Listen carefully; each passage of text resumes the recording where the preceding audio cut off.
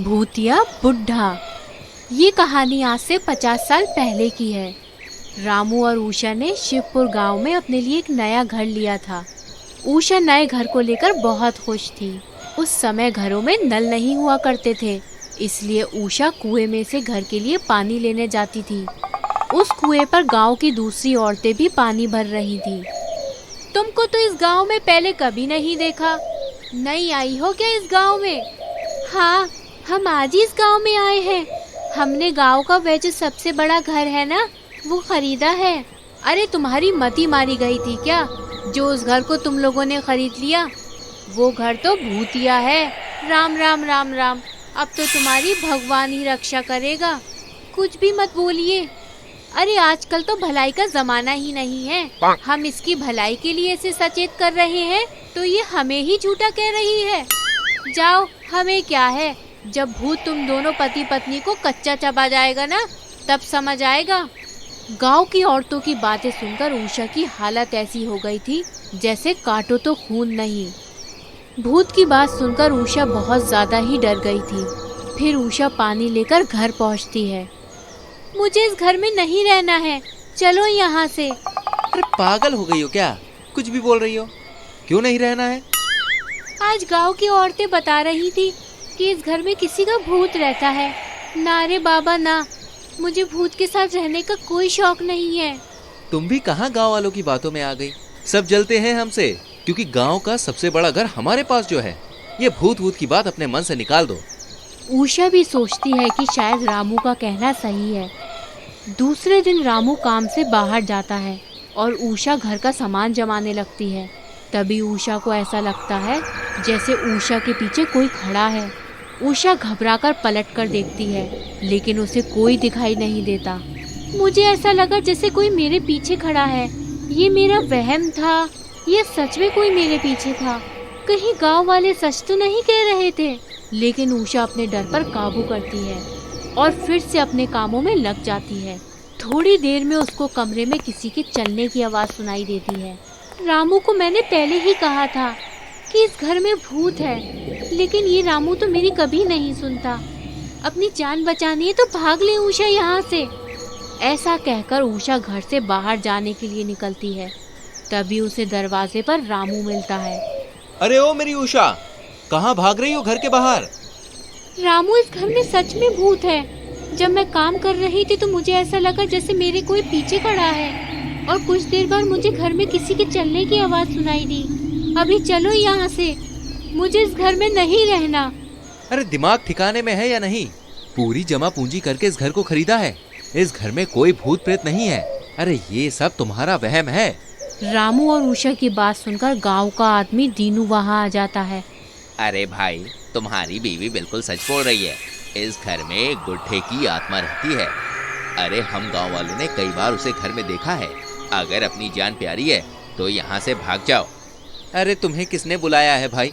क्यों बेवजह आग में घी डाल रहे हो हैं? हमें तुम्हारे ज्ञान की कोई जरूरत नहीं है। चलो जाओ यहाँ से।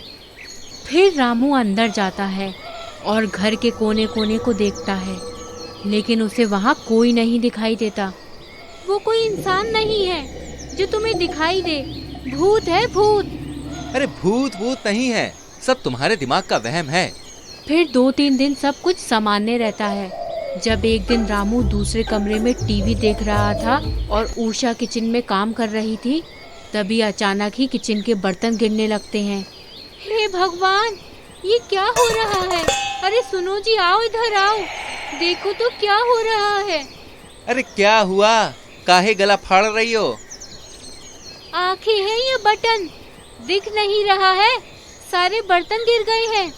हमको तो लगता है गांव वाले सच ही बोल रहे थे। इस घर में जरूर कोई भूत प्रेत है। अरे भूत प्रेत घर में नहीं, तुम्हारे दिमाग में है। गांव वालों ने पता नहीं तुम्हारे दिमाग में क्या भर दिया है। बर्तन ही तो गिरे हैं, कोई पहाड़ तो नहीं टूट गया। ऐसा कहकर रामू वहाँ से जाने लगता है। तभी किचन के सारे बर्तन हवा में इधर उधर उड़ने लगते हैं। ये देखकर रामू की हालत खराब हो जाती है। रामू डरकर कांपने लगता है। अरे उषा, हमको बचाओ, इस घर में तो सच में कोई भूत है। अब क्या करें?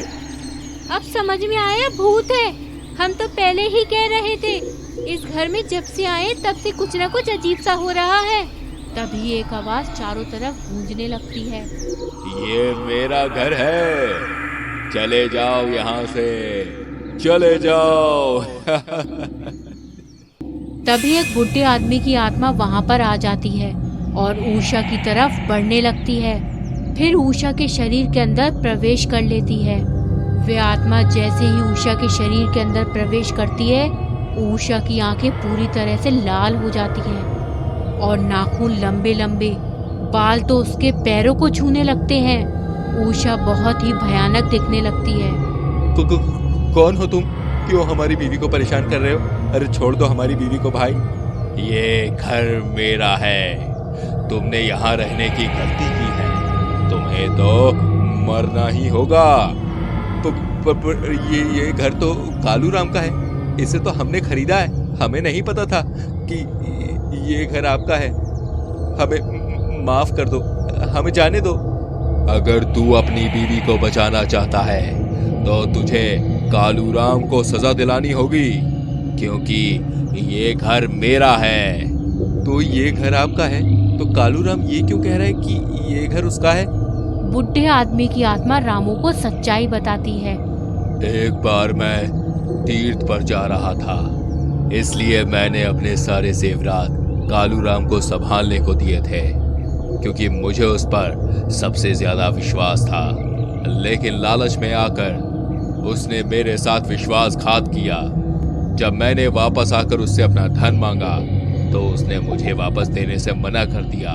फिर मुझे मारकर मेरे शरीर को पीछे वाले कमरे की दीवार में चुनवा दिया और मेरा घर हथिया लिया। जब तुम मेरे कातिल को सजा दिलाओगे तभी मैं तुम्हारी बीवी को छोड़ूंगा।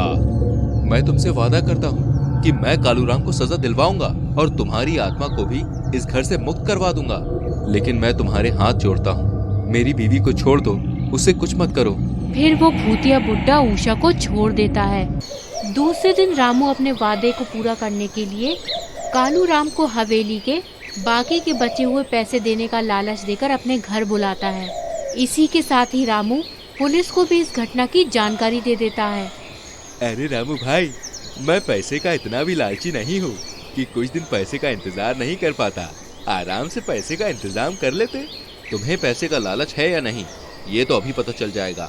कोई इतना लालची कैसे हो सकता है कि लालच के लिए किसी की भी जान ले ले? क्या किसी की जान तुम्हारे लालच से बड़ी नहीं है? अरे अरे अरे, ये क्या कह रहे हो भाई? पगला गए हो क्या? हम इतने लालची इंसान नहीं है कि पैसे के लिए किसी की जान ले लें। दरोगा साहब, यही है आपका मुजरिम, इसे पकड़ लीजिए। अबे सब पता चल गया है कि तुमने इस घर के मालिक को मारकर इस घर को हत्या लिया है। अब सच सच बता दो कि तुमने उसकी लाश को कहाँ दफनाया है। अब तो कालूराम के पास सच बोलने के अलावा कोई रास्ता ही नहीं था। फिर कालूराम दरोगा को वो दीवार दिखाता है जहाँ उसने उस बुढ़े आदमी की लाश को दफनाया था। हमें माफ कर दीजिए दरोगा साहब, हमसे गलती हो गई, हमने तो लालच में आकर ये सब कर दिया। फिर दरोगा के कहने पर रामू उस दीवार को तोड़ता है। दीवार के टूटने पर उस व्यक्ति का कंकाल वहाँ पर मिलता है, जिससे कालूराम का जुर्म साबित हो जाता है। तभी उस बुढ़े आदमी की आत्मा भी वहाँ पर आ जाती है। तुम मेरे साथ इतना बड़ा विश्वासघात करोगे, ये मैंने कभी भी नहीं सोचा था। तुम्हारे जैसे लोगों के कारण ही लोगों का इंसानियत और विश्वास पर से भरोसा उठ जाता है। मैं चाहता तो तुम्हें मार भी सकता था, लेकिन मैं ये चाहता था कि तुम्हारा जुर्म दुनिया के सामने आए। हम सभी को ये बात हमेशा याद रखनी चाहिए कि अपनी किस्मत से ज्यादा और अपनी किस्मत से कम हमें कभी नहीं मिल सकता। दूसरों की संपत्ति और धन पर लालच करने वाले लोगों का अंत यही होता है। कालूराम को सजा मिलने से उस बुढ़े की आत्मा को शांति मिल जाती है। दोस्तों, हम सभी को ये बात हमेशा याद रखनी है कि लालच का परिणाम बहुत बुरा होता है। दूसरों की संपत्ति पर लालच करने वाले लोग जीवन में कभी भी सुखी नहीं रहते। इसलिए लालच से दूर रहिए और ईमानदारी की रोटी खाइए। हाँ, मजा आया ना कहानी देख के? तो जल्दी से हमारी वीडियो को लाइक करो और शेयर करो। और ऐसी और कहानियाँ देखनी है तो चैनल को सब्सक्राइब करो और हाँ, घंटी को दबा देना। मिलते हैं एक और कहानी के संग। ख्याल रखना।